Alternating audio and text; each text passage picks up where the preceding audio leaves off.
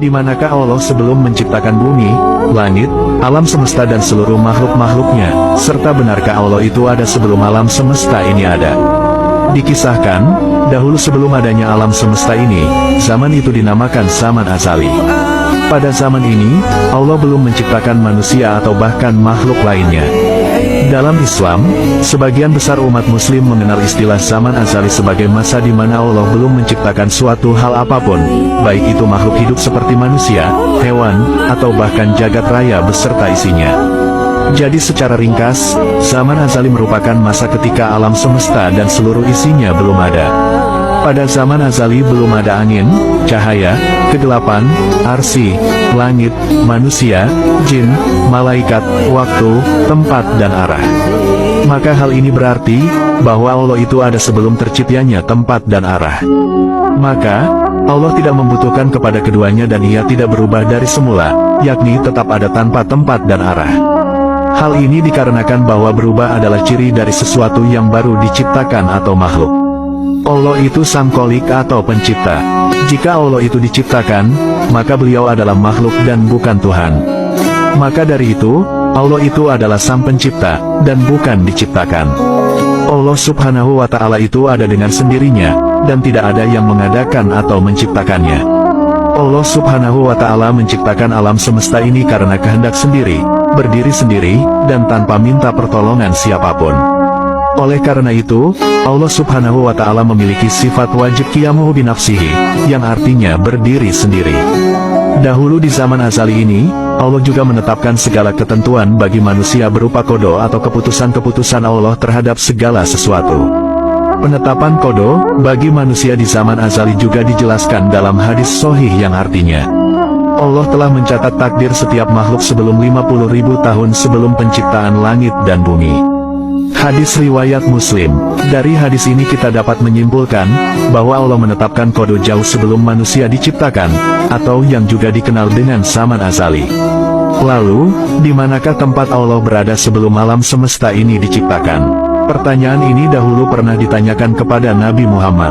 Dalam suatu hadits riwayat Imam Ahmad disebutkan, dari Waqi bin Udus, dari pamannya yaitu Abu Razin, ia berkata, aku berkata, wahai Rasulullah, di manakah Tuhan kita yang maha mulia sebelum menciptakan makhluknya?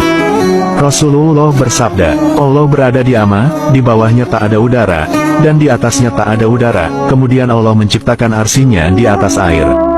Hadis riwayat Ahmad. Jadi, jawabannya adalah Allah berada di Ama. Tetapi, dari jawaban itu timbul pertanyaan lagi, apa Ama itu?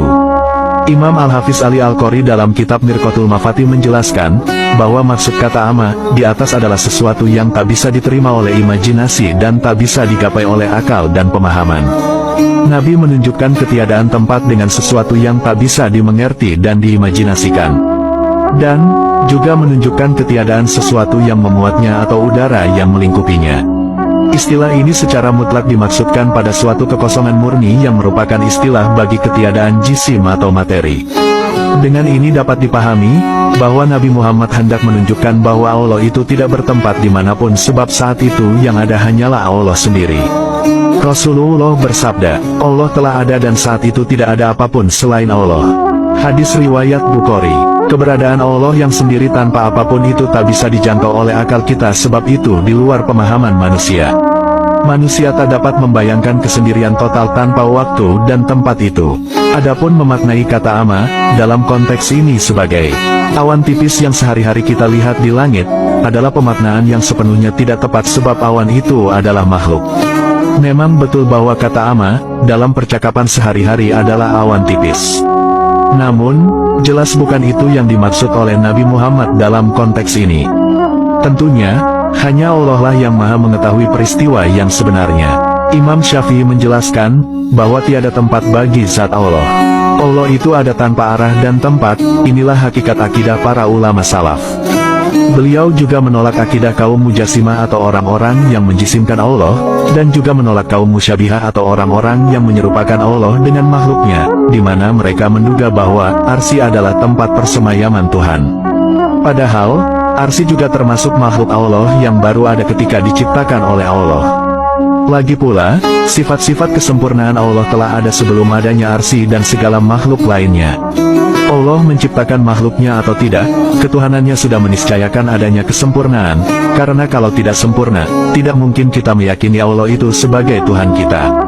Artinya, kesempurnaan Tuhan itu bukan sesuatu yang datang dari luar, sehingga Tuhan baru dikatakan sempurna kalau alam ada dengan adanya Tuhan. Alam semesta ada atau tidak ada, Allah tetap sempurna dengan seluruh kesempurnaan sifat yang dimilikinya. Di antara kesempurnaannya, Allah tidak berada dalam waktu dan tidak terikat dengan ikatan waktu. Hal ini karena beliau tidak berwaktu.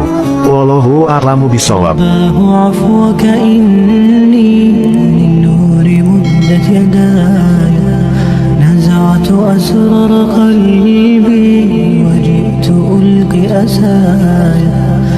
رباه عفوك إني للنور مدت يداي نزعت أسرار قلبي